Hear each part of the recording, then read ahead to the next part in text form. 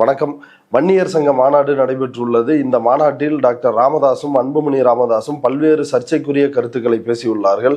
இது குறித்து நம்மிடையே விவாதிப்பதற்காக அனைத்திந்திய பாட்டாளி முன்னேற்ற கட்சியினுடைய தலைவர் CN ராமமூர்த்தி அவர்கள் நம்மோடு இணைந்துள்ளார். வாருங்கள், அவரோடு விவாதிக்கலாம். சார் வணக்கம். வணக்கங்க சார், இந்த வன்னியர் சங்க மாநாடு அது வெற்றியா பாக்குறீங்களா இல்ல தோல்வியா பாக்குறீங்களா? அந்த மாநாட்டை பற்றி நீங்க என்ன நினைக்கிறீங்க? இது அப்பனுக்கும் மகனுக்குமான சண்டையை அம்பலப்படுத்துகின்ற ஒரு கூட்டமாக தான் பார்த்தோம். அது அறையில் பேசி தீர்க்க வேண்டியதை அம்பலத்தில் பேசி எல்லாருடைய அவலத்தையும் இதெல்லாம் வெளிப்படுத்துவதற்கு இதை பயன்படுத்திக்கிட்டாங்க.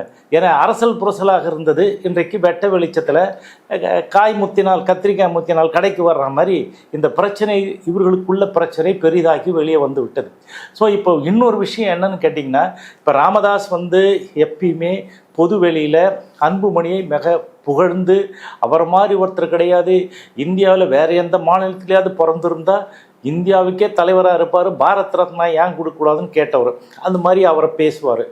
ஆனால் அன்புமணியை பற்றி ராமதாஸ் பேசுகின்ற பொழுது இந்தியாவில் இவரை மாதிரி ஒரு பெரிய அறிவாளி பார்க்கவே முடியாது அப்படின்னு சொல்லிட்டு அவரை புகழ்ந்து பேசுறதில் அளவே இல்லாத அளவுக்கு பேசுவார். இந்த ரெண்டு கோயா பால்ஸும் இவருக்கு அவருக்கு இவருக்கு புகழ்ந்துருப்பான். ஆனால் இப்போ உள்ள பிரச்சனை என்னவென்று சொன்னால், சொத்து பிரச்சனை தீர்த்து ஓரளவுக்கு முடிந்த பிறகு கட்சி பிரச்சனை வருகிறது. கட்சியை யார் வைத்துக் கொள்வது? அன்புமணியுடைய வாரிசுகள் மகள் வாரிசு, ஆண் வாரிசு கிடையாது. அதுக்கப்புறம் இங்கே பார்த்தா இவரோட ராமதாசனுடைய மகள்களுக்கு எல்லாருமே ஆண் வாரிசுகள். அது காந்திமதியாக இருந்தாலும் கவிதாவாக இருந்தாலும் அவங்களுக்கும் ஆண் வாரிசு தான் இருக்கிறாங்க. ஸோ இவங்கள்லேருந்து ஒருத்தர் வந்தால் நல்லா இருக்கும். ஸோ இதுக்கு இன்னொரு அடிப்படை காரணம் என்னன்னா, ராமதாஸையும் கவனிக்கிறதுக்கு இப்போ அன்புமணி எப்பயா தான் வருவார் போவார், உடனிருந்து கவனிப்பதும் யார் அப்படின்னு பார்க்கும்போது அது அந்த முகுந்தன் பரசுராமன் முகுந்தனோட கையை பிடிச்சிக்கிட்டு தான் அந்த மாநாட்டு மேடைக்கே வந்தார். ஆமாம், வந்தார். அவர் தான் இந்த சுசிலாவுக்கும், சுசிலா திண்டிவனத்தில் இருக்காங்க, இவர் தைலாவரத்தில் இருக்கார். எதுனா இவங்கள்ட்ட போய் கேட்குறது, அவங்கள போய் பார்க்குறது. இப்போ ஸ்கூல் படிக்கும்போதெல்லாம் அவனுக்கு வண்டியில் வச்சு அனுப்புறது போகிறது அதெல்லாம் பார்த்துக்கிட்டு அந்த சுசிலா தான். ஸோ அதனால் அவங்க ஆரம்பத்துலேருந்து பழக்கம் நெருக்கம், இவங்க ரெண்டு பேருக்குமான ஒரு கருத்து இதோட இணைக்கிற பாலமாக அவர் இருக்கிறார். இப்போ என்னை யாராவது அடித்து தாக்குனா அவங்களுக்கு துணை மாநில துணைத் தலைவர், துணை செயலாளர் அந்த மாதிரி பதவியெல்லாம் கொடுப்பாங்க. கடலூர், செஞ்சி இதில் எல்லாத்துலேயும் 29 வழக்கு ராமதாஸ் மேலில் இருக்குது. நான் தொடுத்த வழக்குகள் இருக்குது, இன்னும் எல்லாம் நிலுவையில் தான் இருக்குது. இந்த அரசாங்கம் இனிஷியேட் பண்ணி அதை ஒன்றும் பண்ண மாட்டேங்குது. அது பண்ணால் தெரியும். இப்படியாப்பட்ட வழக்குகள் உள்ள ஒரு ஆள் தான் ஒரு. அதனால் தான் நான் யார் எது சொன்னாலும் நான் சொல்லுவேன், இந்த மாதிரி தாக்கியிருக்கார் போயிருக்காரு, எனக்கு ஒன்றும் பிரச்சனை இல்லை, நான் ராமதாஸ் ரவுடின்னு சொல்கிறதுல என்ன தப்பு இருக்குதுன்னு சொல்லிட்டு நான் ஆரம்ப காலத்துலேருந்து விழிக்கின்ற பொழுது ரவுடி ராமதாஸ் சொல்றோம். சார், இப்ப இந்த மாநாட்டு மேடையிலேயே ராமதாஸ் பல்வேறு கருத்துக்களை சொல்றாரு. அதாவது கண்ணு தம்பி, நான் தூக்கி கடல்ல வீசிடுவேன் எம்எல்ஏக்களை, மாவட்ட செயலாளர்களை கணக்கை முடிச்சிருவேன், கணக்கை தீர்த்து கட்டிடுவேன், ஒன்னும் பாச்சா பழிக்காது அப்படின்னு நிறைய சொல்றாரு. ராகம் போட்டு பேசுறாரு. ஹைலைட்டான விஷயம் என்னன்னா, ராமதாஸ் பேசுறது எல்லாம் அன்புமணி தானே பேசுறாரு. அன்புமணி என்ன சொல்றாரு? அன்புமணிக்கு 2 மாடி வீடு இருக்குது. 2 மாடி வீடுல இருக்கலாம், 2 சொகுசு கார், ப்ளஷர் கார் நிறைய வச்சிருக்கலாம். நீ எத்தனை கோடி என்ன பண்ணாலும், நீ ரியல் எஸ்டேட் அவர் பண்ணுறாரு, வேறு மாதிரி பண்ணிக்கின்னு இருக்கிறாரு. நீ இதெல்லாம் பண்ணாலும் சரி, நீ கட்சி வேலை செய்ய மாட்டேற சொல்கிறாரு. இன்னும் ஒழுங்காக இரு, வேலை செய்யலைன்னா உன்னை நான் தூக்கி போட்டுருவேன் அப்படின்னு சொல்கிறாரு. இது யார்? அன்புமணி தான் சொல்கிறாரா? வேறு யாருங்க? அன்புமணி தான் சொல்கிறாரு. அன்புமணி தான் நம்மகிட்ட சிரிச்சுன்னு இது பண்ணுறாங்க. அந்த மைக்கு அங்கே இவருக்கு அந்த தொகுத்து வழங்கின இவர் இருக்கிற சிஆர் பாஸ்கரன்கிட்ட அன்புமணி மற்றவங்களாம் என்ன சொல்லியிருக்காங்க, அந்த கிழமை எதாவது ராங்காக பேசுகிறான்னா உடனே மைக் ஆஃப் பண்ணிடணும்னு சொல்லிட்டாங்க. ஸோ அந்த மாதிரி நிலைமைக்கு போகிறதுக்கு முன்னாடி ஓரளவுக்கு இது வரும்போது இதுதான் பேசுனாங்க, இதெல்லாம் நடக்குது. ஸோ அன்புமணி போன ஆண்டு மார்ச் மாதம் இது 100 கோடி ரூபாய் பொறுமானம் உள்ள அந்த வீடு, அது சௌமியா அன்புமணி பேரில் தான் ரெஜிஸ்டர் பண்ணியிருக்காங்க. எங்கே இருக்க வீடு? பனையூர்ல. அது பக்கத்திலேயே சௌமியாவுடைய அப்பா பேர்ல, அதாவது மொத்தம் 125 கோடி ரூபாய் சொத்தை பண்ணியிருக்கேன். இங்க என்ன வேலை பார்க்குறாங்க, என்ன வருமானம் வருது, இவ்வளோ கோடிகளில் அவங்க வச்சுன்னு பண்றாங்க. இது 2ஆ வாங்கியிருக்கிறாங்க, ஒன்று இவங்க பேர்ல, ஒன்று அவங்க அப்பா பேர்ல. ஸோ எதுக்கு நான் இதை சொல்ல வரேன்னா, அதை தான் அவர் சொல்றாரு. நீங்க நீ எல்லாத்தையும் விட்டு சௌகரியமா இருக்க, 2 அடுக்கு மாடியில் இருக்க, அந்த மாடியிலேருந்து அன்புமணி அப்படி பார்த்தா டால்பின்ஸ்லாம் வந்து எகிரி குதிக்குமா, அது சௌமியா சொல்கிறாங்க. ஸோ அந்த மாதிரி ஒரு இயற்கை ஆர்வலர் எல்லாம் தெரியவர், அந்த மாதிரி வந்து பேசுறதுக்கு ஒரு அளவு இருக்குது, ஏதோ பேசுகிறாங்க. ஸோ அன்புமணிக்கு ராமதாஸுக்கும் உள்ள சண்டை என்பது வந்து இப்போ வெட்ட வெளிச்சமாயிடுது, அம்பலமாகி போயிடுது. இதை வந்து இன்னும் எப்படி போட்டு பேச்சப் பண்ண முடியும்? ஒன்றும் பண்ண முடியாது. முடிந்தது தான். நான் ஆரம்பத்திலே சொன்ன, உடைந்து போன கண்ணாடியை ஒட்ட வச்சு என்ன பண்ண போகிறாங்க? ஒட்டுவதற்கான வாய்ப்பு இல்லை. அன்புமணி திரும்பவும் இதுலயே சொல்றாரு, கூட்டணியை நான் தான் முடிவு பண்ணுவேன் அப்படின்றாரு. அது இப்ப பாஜக கூட்டணியில் பாமக இல்லையா? இல்லைங்க, அவங்க எந்த கூட்டணியிலும் இல்லை. அவங்களுக்கு இது வரல. நீங்கள் என்ன அவங்க கூட்டணி எதில் போவோன்னு யாருக்கு தெரியும்? ஆண்டவனுக்கே வெளிச்சம். இப்போ ராமதாஸ் என்ன சொல்லுவாங்க, குடிகாரம் பேச்சு வெடிஞ்சா போச்சுன்னு. ராமதாஸ் பேச்சு அப்போவே போச்சு, அடுத்த செகண்டே. ஸோ இவர் என்ன சொல்லிட்டு இப்போ 11 மணி வரலும் பேசுகிறீங்க, அதிமுகவோட ஒப்பந்தம் இவ்வளோ சீட்டு அது இது வாங்க வேண்டியெல்லாம் வாங்கிக்கிறீங்க. கரெக்டாக ஒரு 5 மணி நேரம் கேப்பு, 4 மணிக்கெல்லாம் வந்து என்னாச்சு, தைலாவரத்தில் ஒப்பந்தம் கையெழுத்து போடுறீங்க, பிஜேபியோட ஒப்பந்தம் கையெழுத்து போடுறீங்க. இவங்களை எப்படி சார் நம்புறது? ஆனால் 2024 தேர்தலில் 2026 வரைக்கும் கூட்டணி ஆட்சி 26ல் அமையும், நாங்கள் பாஜகவோட தான் இருப்போம் அப்படின்னு ஏற்கனவே அன்புமணி பேட்டி கொடுத்துருக்கிறாரு. அப்படி இருக்கும் பொழுது மீண்டும் ராமதாஸ் வந்து ஏற்கனவே பொதுக்குழுவில் என்ன சொன்னாரோ அதையே இங்கே மீண்டும் சொல்லி அதை வலியுறுத்துவதற்கான காரணம் என்ன? ஏங்க, அவர் தான் வந்து பதவி எடுத்துட்டாரு. இப்போ கூட்டணியை இறுதி பண்ணி அறுதியிட்டு கையெழுத்து போடுறது யாரு? அந்த கட்சியினுடைய தலைவர். அந்த கட்சியினுடைய தலைவர் தான் எந்த நிர்வாகியை நியமனம் பண்ண முடியும், நீக்க முடியும், மாற்றி அமைக்க முடியும். ஸோ அப்போ அது வந்து யாருக்கு போச்சு? ராமதாஸுக்கிட்ட நான் எடுத்துக்கிட்டேன்றாரு. அன்புமணி என்ன சொல்கிறாரு, நான் மே 28ஆம் தேதி 2022 பொதுக்குழுலாம் என்னை வந்து தேர்ந்தெடுத்தாங்கன்னாரு. அந்த பொதுக்குழுலாம் மீறி தானே இவர் எடுத்துக்கிட்டாரு. எடுத்துகிட்ட பண்ண என்ன சொன்னார், இவர் வந்து செயல்படாததுனால அப்போவே தெளிவாக சொல்லி தானே செயல் தலைவர்னு கொடுத்துட்டாரு, செயல்படாதவருக்கு. ஸோ இன்னொரு ஜிகே மணி, அவருக்கு என்ன கொடுத்துருக்கிறாரு, கௌரவ தலைவர், அவ்வளோதான். அதோட அவங்க இருந்துக்க வேண்டியதான். எல்லா பதவியும் என்கிட்ட தான், எல்லாம் என் கையில் தான் இருக்குது, நான் சொல்கிறது தான் நான் இதுன்னு சொல்லிட்டு அக்கில் வச்சுன்னு எல்லாம் ஆட்டி படைக்கிறாரு. ஸோ சார், இப்போ இந்த மாநாட்டில் மேடைகளில் இப்போ வன்னியர் சங்க தலைவரை கூட ஒரு அதிக நேரம் பேச விடலை, அதே போல் ஜிகே மணியை அதிக நேரம் பேச விடலை, போய் பக்கத்தில் அன்புமணியை நின்று முடிங்க அப்படின்னு சொல்லி முடிக்க வைக்கிறாரு. இன்னொரு புறம் சௌமியா பேசுறாங்க, அன்புமணி பேசுறாரு, ராமதாஸ், இவங்க ஃபேமிலியே வந்து பேசுறாங்க. அங்க அந்த மேடையிலையும் சரி, மேடை கீழையும் சரி, அன்புமணியினுடைய மகள்கள் அவங்க தான் வந்து எல்லாத்தையும் பாக்குறாங்க. இது எப்படி புரிஞ்சுக்கிறது? இது வன்னியர் சங்க மாநாடா இல்ல குடும்ப மாநாடா? இல்லை, அவங்க குடும்பத்துக்கு கொண்டாட்டம் பண்ணுறாங்க, வேறு ஒன்றும் இல்லை. இப்போ வந்து சித்திரை திருவிழாவுக்கு எல்லாரையும் நாங்கள் இருக்கும்போது 1988 முதல்ல வன்னியர்களுக்கான இளைஞர் மாநாடு நாங்கள் நடத்துகிறோம். நான் தான் பொதுச்செயலர், நான் தான் நடத்துகிறேன். அந்த மேடை முழுக்க நான் தான் இருப்பேன், எல்லாத்துக்கும் சொல்லுவேன். தேர்தலை புறக்கணிப்பதற்கான சத்தியமெல்லாம் வாங்குகிறோம் சத்தியர்கிட்டேருந்து. அப்போ வருகின்ற பொழுது என்னென்னா, அந்தந்த மாவட்டங்களில் உள்ள இப்போ வந்து இது இருக்குதுங்களா, அந்த சிலம்பாட்டம், ஒயிலாட்டம், புலியாட்டம்லாம் ஆடிட்டு வருவாங்க. அந்தந்த கிராமத்தில் இருக்கிற அந்த பண்பாடு, கலாச்சாரம், அந்த இதெல்லாம் கொண்டு வந்து இங்கே பண்ணுவாங்க. கலை நிகழ்ச்சிகள்லாம் பண்ணி தான் வருவாங்க. அப்போ நாங்கள் வரும்போது 20 லட்சம் பேர் இருந்தாங்க அந்த காலத்தில், 88. ஸோ அந்த மாதிரி வந்து இயற்கையாக நாங்கள் யாரும் காசு கொடுத்து கூப்பிடல, ஒன்றும் இல்லை. மேடை போட்டு விட்டு அவங்க வந்துட்டாங்க. அது வந்து கடற்கரை ஓரம் நடத்துனது. கடற்கரை அலை ஃபுல்லாக அந்த ஒட்டி நிற்கிற அளவுக்கு மக்கள் இருந்தாங்க. தரையில் தான் உக்காந்துட்டு இருந்தாங்க, எல்லாம் செஞ்சாங்க, போனாங்க, ஒற்றுமையாக இருந்தாங்க. அதுக்கு அடுத்து வர தேர்தலில் போட்டியிடும் போது தான் 10% ஓட்டுக்களை வாங்கினார்கள். அதுக்கப்புறம் இவங்க எங்கே பண்ணாங்க, சமுதாயத்தையே விட்டுட்டாங்களே, அப்படி குறைஞ்சி போச்சு. இப்போ நான் 1% கீழே வந்து போச்சு. இப்போ வந்த கூட்டம்லாம் எப்படி வந்தது? அந்த பொறுப்பாளர்கள் அங்கங்கே இருக்கிற ஏஜென்ட்டுகள் மூலமாக அழைத்து வரப்பட்ட கூட்டம். இது வந்து எல்லாமே கொடுத்து, உதவி பணம் கொடுத்து, குடிக்கிறதுக்கு காசு கொடுத்து, பனியன் ஒன்று கொடுத்து, ஊர் சண்டை எடுக்கிறதுக்கு தான் மாப்பிள்ளை மாதிரி ஏறி உட்கார வச்சு கூப்பிட்டு வந்துட்டு அனுப்பி விட்டாங்க. இவ்வளோ தானே தவிர இதில் வந்து யாருக்கும் வந்து ஒரு ஈடுபாடோடு அதெல்லாம் இல்லை. ராமதாஸ் என்ன சொன்னார், இளைஞர்களுக்கு வழிகாட்டுற மாநாடுன்னு சொன்னார். இளைஞர் அன்புமணிக்கு வழிகாட்டுற மாநாடு. நீ என்னை ஏமாற்ற முடியாது சொல்கிறார்ல. நீ வந்து 2 அடுக்கு மாளிகையில் இருக்கலாம், கரெக்டு. நீ வந்து சொகுசு காரில் போகலாம். நான் எவ்வளோ கஷ்டப்பட்டு, இவர் என்ன கஷ்டப்பட்டு போய் கிழிச்சாரு? அவர் காலத்தில் நாங்கள் தானே ஏன் போனோம்? 10 இளைஞர்கள் தான் தமிழ்நாடு முழுக்க சுற்றுப்பயணம் பண்ணி 10 ஆண்டு காலம் உழைச்சி, ஒரு தெருவில் கூட ஒரு வன்னியர் தெருவுனா அங்கே நோட்டீஸ் கொடுத்து கத்திக்கிட்டே போய் வன்னியர் வாழ்கன்னு சொன்னது யார்?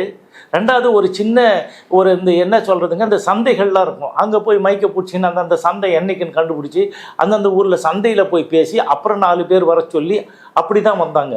இப்போ ராமதாஸ் வந்து எந்த ஊரில் போய் என்ன பண்ணார், நான் காலாலேயே நடந்து போனேன், சைக்கிள் டை ஏதோ ஏமாத்தத்துக்கு ஒரு அளவு இருக்கணும். எங்களை நான்லாம் உயிரோடு இருக்கிற மீதி பேர் செத்து போயிட்டாங்க. என்ன மாதிரி பேசுகிற நீ 86 எங்கே எட்டி பார்த்தியா, நீ ஏதோ கூப்பிட்டா வருவ. நான் பேசின பேச்சுக்கு 1985 87 என்ன நடந்தது, சேலத்தில் வந்து கம்யூனிஸ்ட் மாவட்ட செயலாளர் என்ன சொல்கிறான், இந்த CN ராமமூர்த்தி தலையை வெட்டுவன்னு சொன்னார். அதெல்லாம் இருக்குது, பதிவு இருக்குது. ஆனால் அப்படி சொல்லப்பட்ட அந்த ஊரில் தான் எனக்கு வந்து என்ன பண்ணாங்க, நகர் வச்சுருக்காங்க. நகர்னால் அது ஒரு மலைப்பகுதியில். இப்போ அந்த ஊரில் வந்து பஸ்ஸு போகுது, அங்கேருந்து ஆத்தூர்லேருந்து பஸ்ஸு போயிட்டு வருது, 20 தடவை போயிட்டு வருது. பெரிய நகர்னால் ஒரு பெரிய டவுன் மாதிரியே உருவாயிடுது. அந்த இடத்துல பண்ணிது நானாக பார்த்தேன், மக்கள் செஞ்சாங்க. அப்போ வந்து யார் உழைச்சிருக்காங்க, யார் பண்ணாங்க, எந்த காலத்தில் பண்ணாங்க, இன்றைக்கி இருக்குதே. ஸோ இந்த மாதிரி உழைச்சது நாங்கள் எல்லா ஊர்லேயும் உழைச்சி எல்லாத்தையும் பண்ணோம். நீ வந்து அன்றைக்கி வர ஞாயிற்றுக்கிழமை வருவேன், 3 ரூபாய்க்கு ஊசி டே நீ வாங்கினது 2 ரூபா, அதுவே இப்போ 3 ரூபான்னு மாற்றி பேசுகிறேன். இப்போ ஏன் 2 ரூபான்னு சொன்னேன்னா, அந்த காலத்தில் ஆண்கள் விவசாய கூலி வந்து ஒரு நாளைக்கு 2 ரூபா, பெண் கூலி வந்து 10 இந்த என்ட்ரின்லாம் குடிச்சிருவாங்க. அந்த காலத்தில் என்ட்ரின்னு சொல்லுவோம். விவசாயத்தில் நல்ல விளைச்சல் வரல, அது வரலன்னா பாய்சன் கேஸு தான் பார்க்குற ஆள் நீ. அதுக்கு வந்தால் இதாக பண்ணால் 2 ரூபா வாங்குவேன். அது 2 நாள் சம்பளம். இன்றைக்கி 2 நாள் சம்பளம் எவ்வளோ சார்?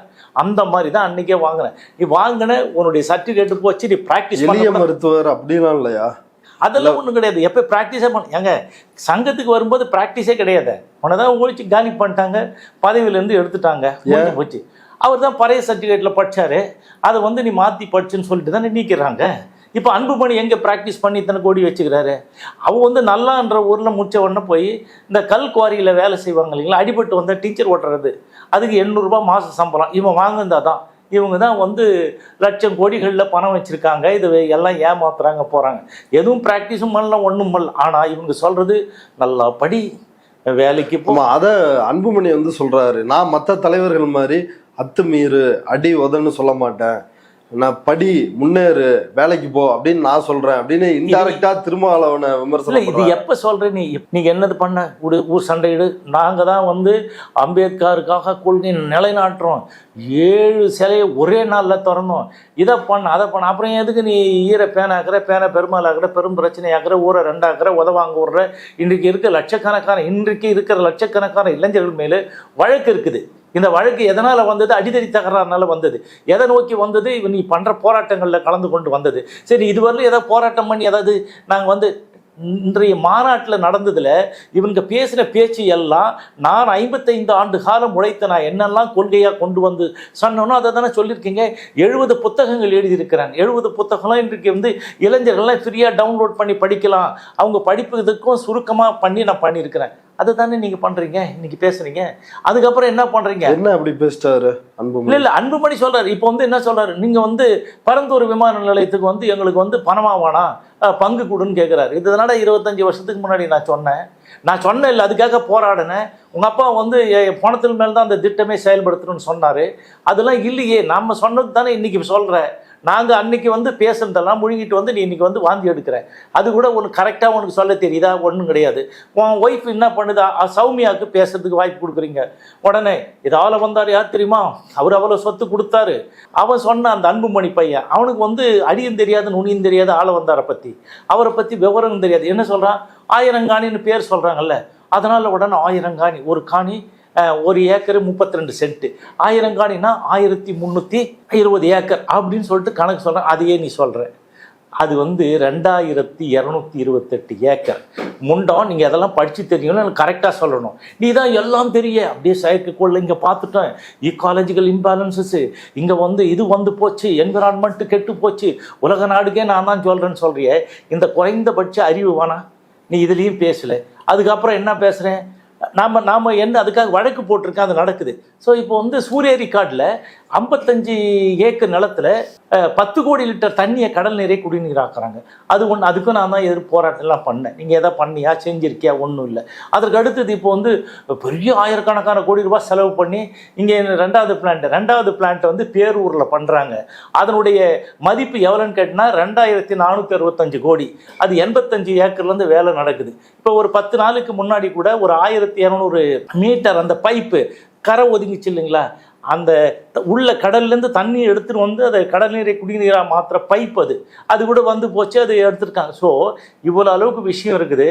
நான் தான் சொன்னேன் 11 கிலோமீட்டர், என்ன தெரியும் கணக்கு, 11 கிலோமீட்டர் இருமருங்கிலும் ஆயிரங்காணி ஆழம் வந்த சொத்து இருக்குது ஈசிஆரில். அதுக்கு வந்து இந்த பொதுப்பணி இந்த இருக்கு இல்லையா, ஹைவேஸ் வந்து நெடுஞ்சாலைத்துறை அந்த பகுதியில் இருக்கிற இடங்களை கொஞ்சம் எடுத்துக்கிறாங்க, ரோடு அகலப்படுத்துது. அதுக்கு கொடுத்தது 10 கோடி. அந்த 10 கோடி வச்சு காம்பவுண்ட் வால் எப்படின்னா 3 அடி கீழே 3 அடி மேலே, அதுக்கப்புறம் கம்பி, இது நீளத்துக்கு நம்ம போடுறாங்க. இதெல்லாம் வந்து செய்து இதெல்லாம் எங்கள் குழந்தைங்களுக்கு படிக்கிறதுக்கு மாட்டுறது கொடுங்க. இவ்வளோ ரூபாய் வருமானம் வர்றதுல ஒன்றும் பண்ணல, எல்லாத்தையும் சவுக்குக்கு விட்டுருக்கீங்க. ஃபாரஸ்ட் டிபார்ட்மெண்ட் விட்டு அதில் வர்ற சொற்பத்தையும் நீங்களே எடுத்துக்கிறீங்க. இந்த கடல்நீரை குடிநீராகும் திட்டத்துக்கு எடுக்கப்பட்ட சொத்துக்கள் கூட இப்போ வர்ற வருமானம் கூட எங்களுக்கு கண்ணல, என் குழந்தைங்களுக்கு எதுவும் பண்ணல. அதுக்கு தான் நம்ம கேஸ் போடுறோம், அதுதானே வழக்கு நடந்துக்கிட்டு இருக்கு. உடனே மைக்கு பூச்சி இதெல்லாம் பேசிட்டு பார் யாருடைய இது அது. நான் என்ன கேட்குறேன் சௌமியா, அப்படியே கொஞ்சம் திரும்பி உங்கள் மாமனார் இருக்கார்ல, அவர் வச்சுன்னுக்கார் என்ன, நான் தானே அந்த கேஸு போட்டு 44வது சட்டமாக ஜனாதிபதி கையெழுத்து போட்டு இந்தியாவில் முதல் முறையாக கொண்டு வந்து 5 IAS ஆஃபீஸர்கள் நிர்வாகம் பண்ணுறாங்கல்ல, அதில் 58வது அறக்கட்டளையாக வச்சிருக்கிறேன், வன்னியர் கல்வி அறக்கட்டளை. பொது சொத்து வாரியம். ஆமாம், பொது சொத்து வாரியம். அந்த பொது சொத்து வாரியத்தில் ஜெயலலிதா கூட பார்க்கும்போது அந்த துஷ்டம் சொத்து இருக்கா அப்படின்னு கேட்டாங்க. ஆமாம்மா இருக்குது, இது 58வது அப்படின்ன உடனே அப்புறம் தான் அந்த ஃபைலில் வந்து வன்னியர் பொது சொத்து வாரியம் இருந்ததை வன்னியகுல சத்திரியன் அவங்க தான் எழுதி அது பேரெல்லாம் கொடுத்து பண்ணாங்க. ஸோ அப்படியாப்பட்ட அந்த சொத்து என்ன பண்ண, அது எத்தனாவது அறக்கட்டளையா இருக்கு? 58. எவ்வளோ அதனுடைய சொத்து மதிப்பு? அதாவது சொத்து இவங்க எல்லாத்தையும் மொத்தமாக அதுலேருந்து பண்ணியிருக்கா 2 லட்சம் கோடிக்கு மேலே இருக்குது. அவங்க எல்லாம் உலக நாடுகள் ஃபுல்லாக அதுலேருந்து பண்ணியிருக்கா. அவங்க வந்து என்னென்னா இப்படி அப்படி பண்ணலை, அது மெடிக்கல் காலேஜ் கட்டணும், அதுக்கு வர இந்த இவர் மார்டின்கிறார்ல, லாட்ரி மார்டின் கிட்ட கூட 40 கோடி ஒன்றை பங்குதாரராக சேர்க்கணும்னு வாங்கிட்டு விட்டாங்க. ஸோ நிறைய பேர் அந்த மாதிரி இருக்குது. அவ்வளோ சொத்துக்களை வச்சுட்டு இதெல்லாம் எப்படி திரட்டினாரு 2 லட்சம் கோடி சொத்தை? ஏங்க இவன் தான் மேலேருந்து கொள்ளை அடிச்சானுங்க, வர்றதுலாம் என்ன இவன்லாம் என்ன வேலை பார்த்துட்டு இருந்தான் அந்த ஏகே மூர்த்திலாம்? அங்கேருந்து அடிக்கிற பணத்தை இங்கே கொண்டு வர்றது தானே வேலை, வேறு என்ன இருக்குது? சென்ட்ரல் கவர்மெண்ட்டில் ஹெல்த் மினிஸ்டராக இருக்கும்போது வேர்ல்டு ஹெல்த் ஆர்கனைசேஷன் கொடுத்தது, அவன் சொல்கிறதெல்லாம் இவங்க செய்வாங்க. நான் அடிக்கடி கூட சொல்லியிருக்கேன், இப்போ வந்து கிங் இன்ஸ்டியூட்டை மூடினாங்க 100 ஆண்டு, அதே மாதிரி வந்து கொசாலேருந்து ரிசர்ச் இன்ஸ்டியூட்டை மூடினாங்க இமாச்சல பிரதேசம், நீலகிரியில் வந்து பாஸ்டர் இன்ஸ்டியூட்டை மூணு, இதெல்லாம் எத்தனை 100 ஆண்டுகளுக்கு மேலே உள்ள பழமை வந்ததை மூடிட்டு எல்லாத்தையும் துட்டு கட்டின்னு மூட்டை கட்டின்னு வந்துட்டான். அது இல்லாமல் வந்த உடனே என்ன பண்ண 380 இது வந்து மருந்து வந்து பேன் பண்ணிட்டான், இது வந்து தடை செய்யப்பட்டதுன்னு. உடனே கொடுத்த உடனே வாங்க வேண்டியதை வாங்கிக்கின்னு அடுத்தது வந்து பேனை லிஃப்ட் பண்ணான். சரி, அதை தான் வந்து மக்கள் தொலைக்காட்சி ஆரம்பிக்கின்ற பொழுது ராமதாஸ் ஒரு வேண்டுகோள் வைக்கிறாரு, துவக்கி வச்சு ஒரு கலைஞர். அப்போ கேட்குறாரு, இந்த நான் கட்சி இதெல்லாம் நடத்துகிறேன், இது எனக்கெல்லாம் பணம்லாம் தேவை இருக்குது, நீங்களாம் ஒத்தாசை பண்ணி இதை வளர்த்து விடணுன்னொன்னே ஒரு மைக்கை பிடிச்சி வாங்கினார் கலைஞர். வாங்கிட்டு என்ன சொன்னார், உங்களிடம் அன்புமணி இருக்கிறார், அன்புமணியிடமே மணி இருக்கிறது, நீங்கள் அவரை பயன்படுத்தி நல்ல சிறப்பாக அந்த சேனலை வளர்க்கலான்னு சொன்னார். சார் அதில் அப்படி இருக்குது. ஸோ எதுக்கு நான் இதெல்லாம் சொல்ல வரேன்னா, இந்த மாதிரி அவங்கெல்லாம் பண்ணாங்க, செஞ்சாங்க, எல்லாம் பண்ணாங்க. இவங்க யாருக்கு சார் என்ன பண்ணாங்க? ஒன்றும் பண்ணலையே. இப்போ இன்றைக்கு வந்து எல்லாம் சொல்கிறாங்க, நீ சுகாதாரத்துறை அமைச்சர், உனக்கு வந்து 520 சீட்டு உண்டு இந்தியா முழுக்க, எந்த ஒரே ஒரு ஆள் வன்னியர் இல்லை தமிழனுக்கு அவனுக்காக கொடுத்துருக்கீங்களா? எல்லாத்தையும் அப்படியே மொத்தமாக விற்று தானே வாங்கி வந்தீங்க.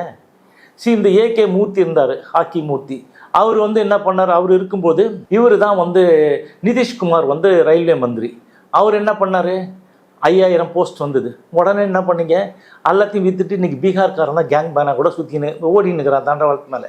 ஸோ இவர் இந்த மாதிரி அரங்கவேலு, அவர் பெரிய நிர்வாகி, அவர் 7000 போஸ்ட் வந்தது. அவரும் என்ன நிதிஷ்குமார் இவர் லாலுக்கிட்ட விற்றுட்டு விட்டார். ஸோ இவங்க எல்லாரும் அவங்கக்கிட்ட விற்றுட்டாங்க.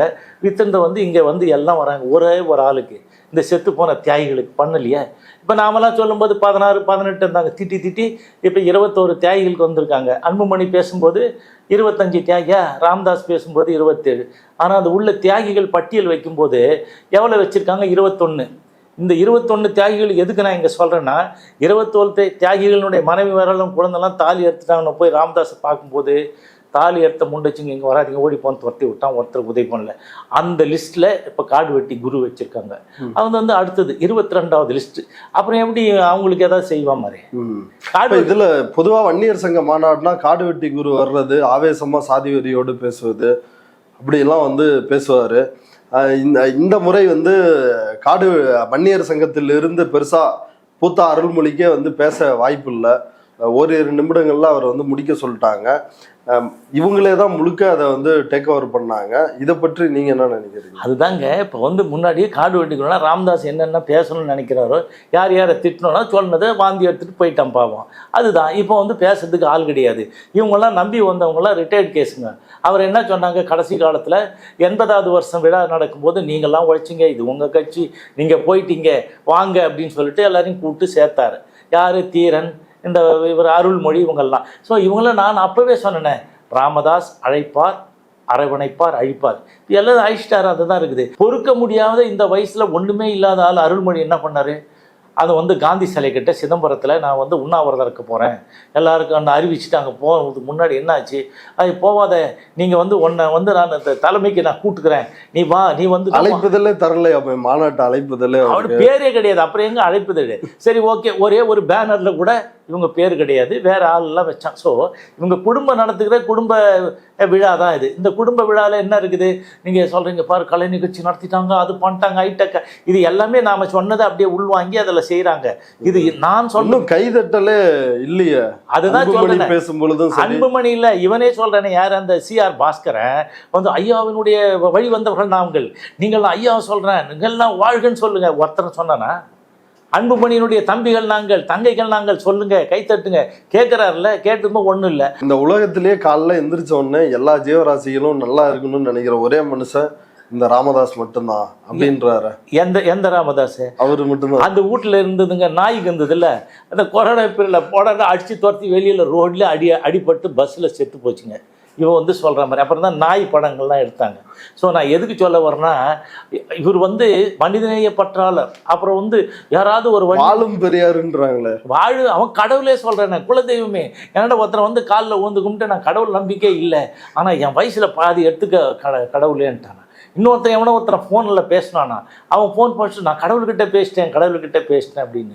இந்த மாதிரி இந்த வெயில் ஏறி தான் போச்சு. மே மாதம் வந்து புழுவுறா மாதிரி, புழுவுறது மட்டும் இல்லை, லூஸு இருக்குது, லூஸு கூட இல்லை. நான் என்ன சொல்லுது, அந்த பணக்காரங்கிட்ட 10 பேர் சார், பைத்தியத்தை சுற்றி 10 பேர், இந்த ஒரு டுபாக்கு ஒரு கட்சி ஒன்று வச்சுன்னுக்கிறான் பாமா, இதுக்காக ஒரு 100 பேர் இருக்கிறாங்க. இவனுங்க எல்லாம் சேர்ந்துக்கின்னு இந்த அக்கப்போர் பண்ணுறாங்க. அங்கே என்ன சார் இருக்குது? ஏதாவது நடக்குதா? இது சொல்லி இது வரலாம் சாதிச்சிருக்காங்களா? இல்லவே இல்லையே. இப்போ மாநாடு யார் தலைமையில் நடந்துச்சு? முகநூலில் ஒவ்வொரு மாதிரி போடுறாங்களே. அது முகநூலில் முதல்ல கரெக்டாக அந்த 3-4 ஏதோ ஆரம்பிக்குது, ராவு கிழமை. அதுக்கு முன்னாடி மாநாடு வந்து 4 மணிக்கு ஆரம்பிக்கணும் அப்படின்னு சொல்லிட்டு அவங்க எல்லாம் ஏற்பாடு பண்ண கரெக்டாக நல்ல டைமாக பார்த்து முதல்ல ராம்தாஸ் போகிறாரு. என்ன போடுறாரு? இந்த மாநாடு முகநூல் என்னுடைய தலைமையில் நடைபெறுதுன்னு. அடுத்த கொஞ்ச நேரத்தில் அன்புமணி ராமதாஸ், இந்த மாநாடு என்னுடைய தலைமையில் நடக்குது. அடுத்து கொஞ்ச நேரத்தில் இந்த மாநாடு சௌமியா அன்புமணி, யார் பேரில் இது? என்னுடைய கணவர் அன்புமணி ராமதாஸ் அவருடைய தலைமையில் நடக்குதுன்னு போட்டாங்க. இந்த 3 பேரும் போட்டுக்கிட்டாங்க. இது எல்லாம் பற்றி அசிங்கமாக இருக்குது. அசிங்கமாக இல்லை, ஒரே நேரத்தில் 3 பேர் 3 கருத்து. மாநாடு யார் தலைமையில் நடக்குது? மாநாடு யார் தலைமையில் நடக்குதுன்னு பார்ப்பீங்க. ஃபேமிலியா அன்புமணியும் சௌமியாவும் ஃபைட் பண்ணுறாங்க. இல்லை, எல்லாத்தையும் எடுத்துன்னு வந்துட்டாங்க. உனக்கு ஒன்றும் கிடையாது, நீ அங்கே இரு. ராமதாஸும் அன்புமணியும் பண்ணாடிங்க. இவங்க வந்து நம்பி இந்த பாட்டாளிகள்லாம் அங்கேருந்து வரானுங்க. இது வானாப்பா, இது நான் தான் எல்லா வேலையும் செஞ்சு கொடுத்துறேன், பொது சொத்து வாரியம்னு ஒன்று இருக்குது, அந்த வருமானத்தை எப்படி பயன்படுத்தி நீங்கள் முன்னேறதுன்னு உங்கள் குழந்தைங்களே பாருங்கள். 10.5% எல்லாம் தயாராகி இருக்குது. என்றைக்கு ஒன்றாலும் அறிவிப்பு வரலாம். ஸோ நீங்கள் வந்து அன்புமணி இதுவரை வந்து முதல்வர் கொடுக்குறதுன்றா கூட நீங்கள் வந்து என்ன பண்ணீங்க, அவ்வளோ அமகலம் பண்ணி அவர் கொடுக்குற மனசு இல்லாமல் பண்ணி விட்டீங்க. இப்போ அடுத்தது நல வாரியம், இந்த பட்ஜெட்டில் ஃபண்டு ஒதுக்கி பண்ணுறது, அதுவும் வழக்கு போட்டு அதுவும் ஃபைனலாக இப்போ வந்துடுது. ஸோ இப்போ இது எல்லாம் இருக்குது. இதை விட உங்களுக்கு என்ன வேணும்? என்ன பண்ண போகிறீங்க? நீங்கள் நல்லா படிக்கணும், மேலே வரணுன்றதுக்கு தானே நான் செஞ்சு கொடுத்துருக்குறேன். இது உங்களுக்கு முதல்ல தெரியாத அளவுக்கு யார் போட்டு இருட்டடைப்பு பண்ணுது, இதை தெரிஞ்சுக்கிங்க, பயன்படுத்திங்க. இல்லை, ராமதாஸ் தான் வந்து பழைய மாதிரி சாதி வரியை தூண்டி வந்து அரசியல் பண்ணாரு.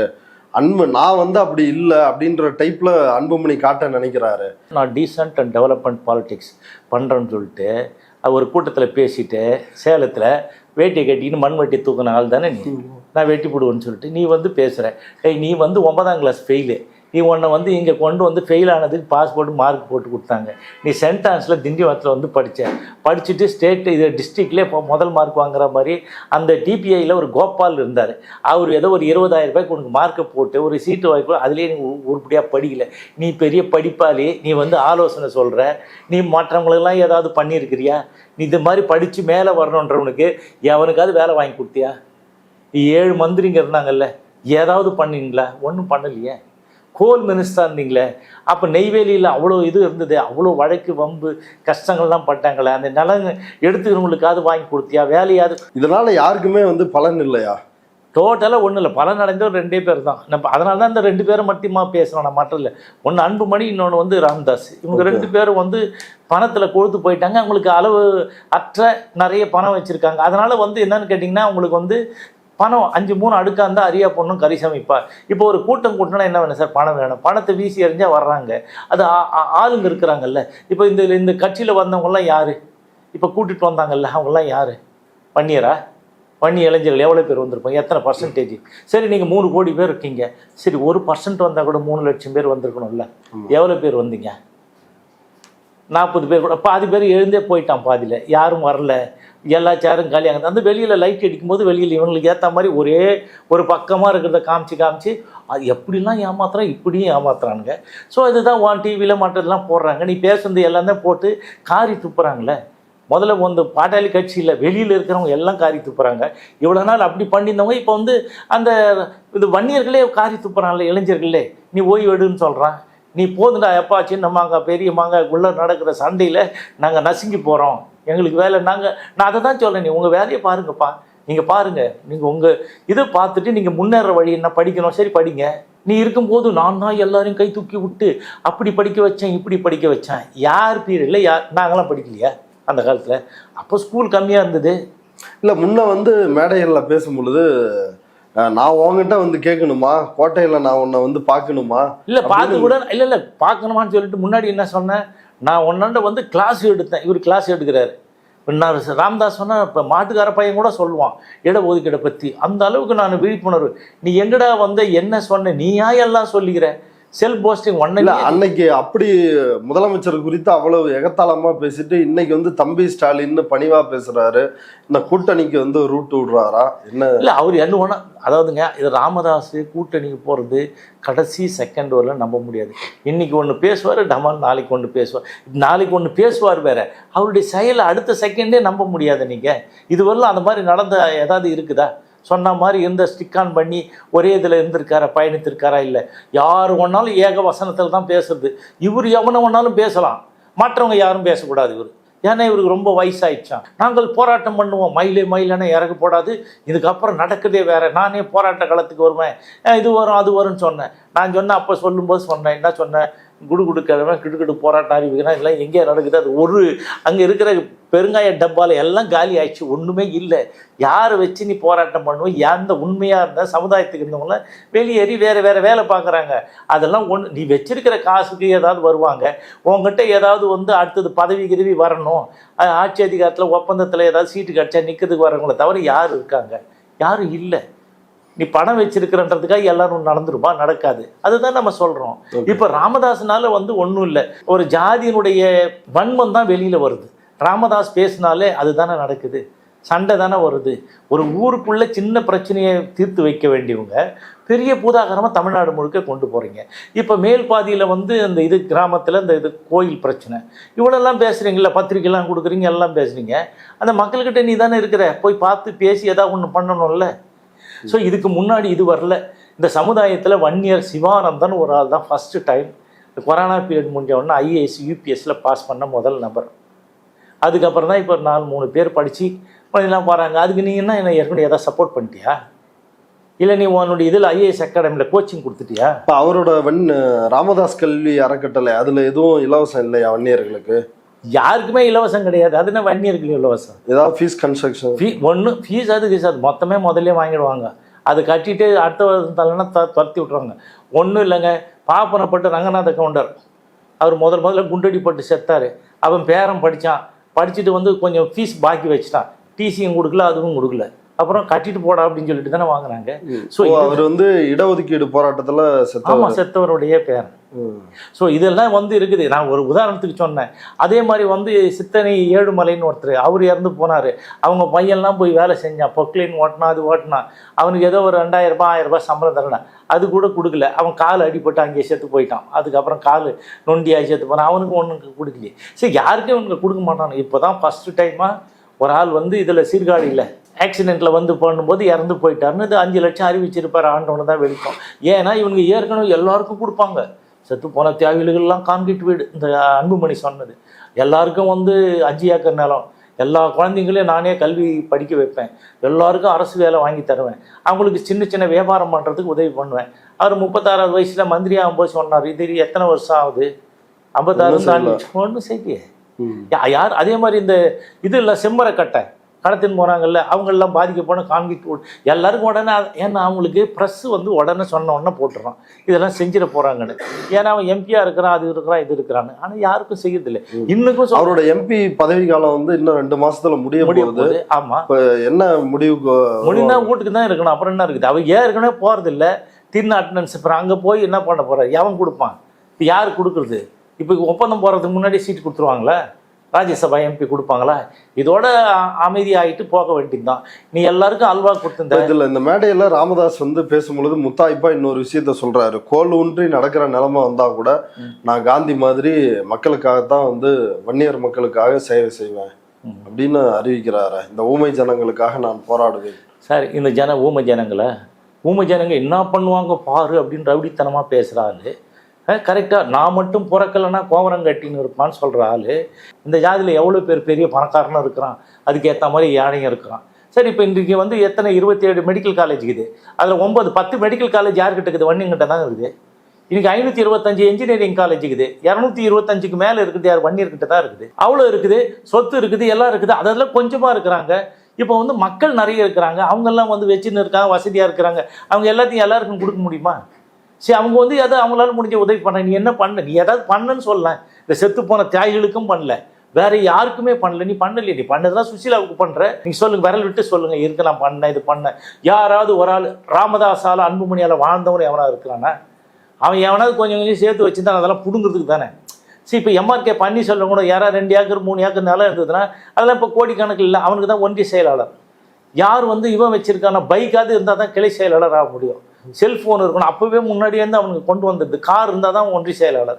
ஸோ இந்த மாதிரிலாம் கொண்டு வந்து கொடுத்து அவனை காலி பண்ணிட்டு போகிறது தானே வேலை. ஸோ பயன்படுத்தி உடனே மாற்றிடுவாங்க. இவங்க சொன்னதை கேட்கலாம் மாற்றிடுவாங்க, பணம் கொண்டு வந்து கொடுக்கலாம் மாற்றுவாங்க, வசூல் பண்ணலாம் மாற்றுவாங்க. இந்த வசூல் இது வந்து எல்லாரு கூடயும் ஒவ்வொரு கட்சி கூட்டணியில் போய் யார் யார் கொடுப்பாங்க, இந்த கட்சியில் கூட்ட போய் யார் யார்கிட்ட வாங்கலாம், இப்படிலாம் பழக்கமாகி வந்து இப்போ வசூல் வேட்டை நல்லா பண்ணுறதுக்கு ராமதாஸ் கற்று வச்சுன்னுக்கிறார். அதுதான் பண்ணுறாங்க. அவங்க ஏஜென்ட் மாதிரி ஏவி விடுறாரு, அவங்கெல்லாம் பண்ணுறாங்க. ஓகே, இப்போ பாமகவினுடைய எதிர்காலம் என்ன? அன்புமணியின் எதிர்காலம் என்ன? அன்புமணி வீட்டில் இருக்க வேண்டியதான். இருக்கிற சொத்தை பார்த்துக்கிட்டு ஊர் சுற்றி உலக நாடுகள்லாம் சுற்றிட்டு வரலாம். அவ்வளோ பணம் இருக்குது, ஒன்றும் குறைஞ்சிட போகிறதில்ல. ராமதாஸ் அங்கேயே தான் இருந்தாகணும், வேறு வழி இல்லை. அவர் தான் அன்புமணி கூப்பிட்டாரு, உனக்கு ஸ்விம்மிங் பூலோட வீடு இருக்குது, நீங்கள் வந்து தங்கிக்கோ அப்படின்னு. அவர் வரமாட்டேங்கிறாரு. ஏன்னா வந்தால் இங்கே கொண்டுடுவான்னு சொன்னேன். அவன் தான் சொன்னேன், நீ எனக்கு கொல்லி போடாட்டாலும் பரவாயில்ல, என் மூஞ்சில் முடியாதுன்னு தான் சொல்கிறாரு அன்புமணியை. புரியுதுங்களா? அவர் எந்த கூட்டத்துக்கும் எது நடந்தாலும் ராமதாஸ் வந்து அன்புமணியை கூப்பிட்றதில்லை. இவங்களாம் போய் உக்காந்துக்க வேண்டியது தான். அவர் வீட்டுக்கு போனால் கூட எல்லாத்தையும் லுங்கியும் பனியனும் போட்டுன்னு தான் இருப்பார். எந்த இதுலேயும் வந்து கேக்கு வெட்டணும், உனக்கு பிறந்த நாள், கல்யாண நாள் எது சொன்னாலும் அவர் கேட்கறது கிடையாது. இது எல்லாருக்கும் தெரியும், நிதர்சனமான உண்மை. இப்போ கூட எதை வச்சு கொண்டுட போகிறான்னா சாப்பாடு யார் எடுத்துகிட்டு வந்து தராங்க? அவன் பொண்ணு இங்கேருந்து திண்டிவனத்தை சமைச்சு எடுத்து போய் அங்கே கொடுக்குது. அங்கே சமையல் பண்ணுறதெல்லாம் விட்டுட்டாங்க. ஸோ இதுதான் நிலைமை. இது உண்மையாக நடக்குது, எல்லாருக்கும் தெரியும். ஆனால் வந்து என்ன, இவர் வந்து பேசிக்கிறாங்க வெளியில். இந்த இதெல்லாம் தாத்தா சொத்து பேரனுக்கு போகாதா? இவர் பையனை விட பேரனுக்கு, அதை தான் அந்த பேரனுக்கு கொடுக்கணும்னு அவர் பார்க்குறாரு. கட்சி பேரனுக்கு கொடுத்தா நல்லா நடத்துவான், ஏன்னா அவங்க அண்ணன் தம்பிங்க இருக்கிறானுங்க 5 பேர், அவனுக்கு நல்லா பண்ணுவானுங்க அப்படின்னு. இவங்கெல்லாம் வந்து பண்ணுறது கஷ்டம். அன்புமணி கிட்ட கொடுத்தா என்னாச்சு? அந்த ராட்சசி வந்து பிடிங்கின்னு பத்திரகாளி வேஷம் போடுது. பயப்படுறாருல ராமதாஸ், பத்திரகாளின்னு சொல்லி பயப்படுறாருல. அப்புறம் இவங்ககிட்ட அவரால் ஒன்றும் பண்ண முடியாது. இது வந்து ராட்சசி மாதிரி அவங்கள ஆட்டம் போட வைக்குது. அவங்களால ஒன்றும் பண்ண முடியல. அவங்க கைப்பாவியாக தான் இருக்கணும் ராமதாஸ். கொஞ்ச நாள் வந்து வயசு 86 வயசு 87 ஆக போகுது. இவர் இன்னும் என்ன பண்ண போகிறாரு? அவர் 100 வயசே கூட இருக்கட்டும், 100 மேலே கூட போகட்டும், இவர் என்ன பண்ணுவார் ராமதாஸ்? வந்து ஒன்றும் பண்ண முடியாது. சமுதாயத்துக்கு ஒன்றும் பேச முடியாது. எல்லாரும் ஏமாத்துட்ட. உன்னுடைய உண்மை வந்து தன்மை வெளிப்படுது, உன்னுடைய முகத்திரை கிழியுது. இது பொய்யா சொன்னதெல்லாம் ஊர்வலம் வந்து போச்சு. உண்மை இப்போ புறப்படும் போது என்னடா, அது ஓடி ஒளிஞ்சிக்க போகுது, உண்மைத்தன்மை வெளிப்பட போகுது. ராமதாஸ் யார் என்பது இந்த உலகத்துக்கும் ஊருக்கும் கண்டிப்பாக தெரியும். அன்புமணி யார், என்ன பண்ணு, எந்த பெரிய பித்தலாட்ட பேருவடின்றதும் வெட்ட வெளிச்சத்துக்கு வரப்போகுது. ஓகே சார், இவ்வளவு நேரம் நம்முடைய பார்வையாளர்களுக்காக நேரத்தை ஒதுக்கி உங்களுடைய கருத்துக்களை பகிர்ந்துட்டதுக்கு நன்றி. நன்றிப்பா.